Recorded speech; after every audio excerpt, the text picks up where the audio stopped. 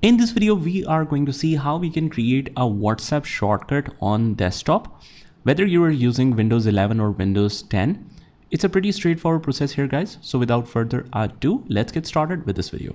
All you have to do is just, first of all, open up your favorite browser. In this case, I am using Google Chrome. I just logged into web WhatsApp. You need to sign in with the QR code. You scan it with your application, and then you should see this interface.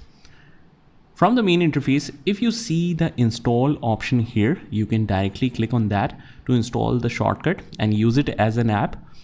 Or otherwise, it's very easy to do in Google Chrome.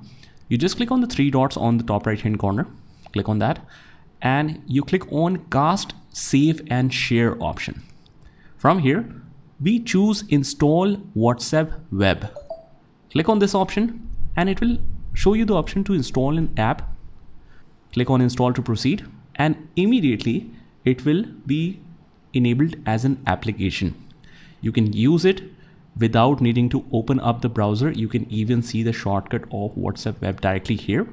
And not just for WhatsApp, you can create this shortcut for any application like ChatGPT, Gemini, whatever you want to use, just as a shortcut on the desktop and an app version kind of thing. You can easily do that here.